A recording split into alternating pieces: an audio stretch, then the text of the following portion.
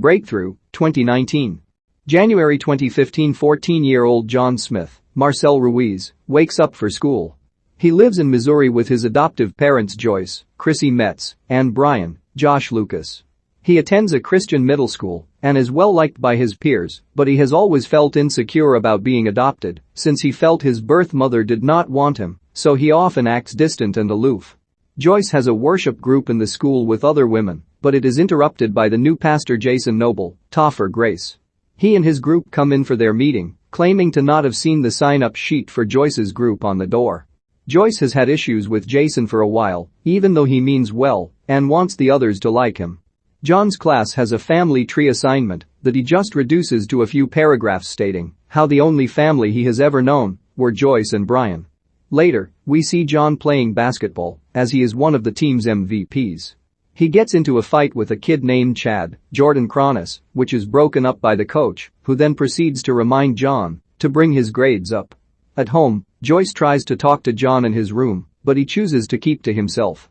Joyce then has a flashback to a young John crying on his birthday due to his feelings of abandonment. Come Sunday morning, the family goes to church, where Jason does the sermon. He tries his darndest to appeal to the whole congregation, young and old.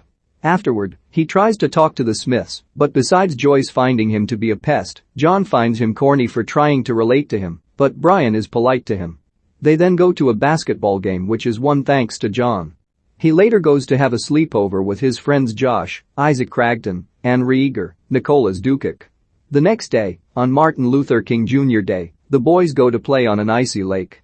The manager of a nearby diner orders them off, or he will call the police. John gets a text from his mom when he suddenly falls through the ice, as do Josh and Rieger. The manager sees and calls for help. Firefighters race to the scene to rescue the boys.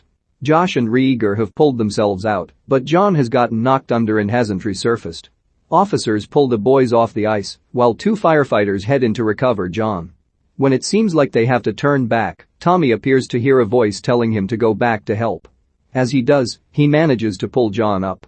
He is taken to the hospital, where doctors try to resuscitate John, but they cannot detect a pulse. Joyce is told about the accident, and she rushes to the hospital. Dr. Sutter, Sam Tramble, gives Joyce a chance to say goodbye. She wails over John and begins to desperately pray to God to save her son. And then, a pulse is detected. The doctors run in and are stunned. While this is a good sign, Dr. Sutter recommends to Joyce that she send John to a hospital with better equipment. He then goes back home where his daughter Abby, Maddie Martin, who is John's classmate and crush, asks about John's condition. He isn't sure what to tell her and doesn't want her to get her hopes up. John is then transferred to be under the care of Dr. Garrett, Dennis Haysbert, an expert in cases like John's, and the boy is put in a medically induced coma. He tries to be real with Joyce, but she is confident that John will pull through. Tommy is told about John waking up by his chief. He mentions hearing the voice telling him to go back and says he thinks it was the chief, but it is suggested that it was God. Tommy then admits that he doesn't believe in God. Other people from school and church start to show support. John's story even becomes local news. Jason once again tries to befriend Joyce, and although she is more distressed by John's situation, she starts to gradually soften up to him. At one point, Joyce is holding John's hand and claims to feel him squeezing her hand. Jason takes his other hand, and they start to ask John basketball questions to get responses, and they each get different squeezes. They try to show Dr. Garrett, but nothing happens. At home, Jason tries to assure his kids that John will wake up due to God's help, but his wife worries that if John doesn't survive, the kids will question their faith. Joyce hardly ever leaves John's side. She becomes hostile toward the doctors and nurses, as well as other parents, when they suggest that John may not wake up. Her behavior even makes Brian spend time away from the hospital, as he cannot cope with seeing John like that, but also with how Joyce is handling everything. She claims that if it weren't for her, John could have died. Joyce and Brian fight before he leaves again. Joyce then goes to the roof of the hospital and prays again. She realizes she cannot control the situation and will leave it in God's hands, surrendering herself to his will. She apologizes to Brian, but the two then look out the window of John's room to see John's classmates and other citizens gathered to sing for him. His parents then see a tear rolling down his cheek.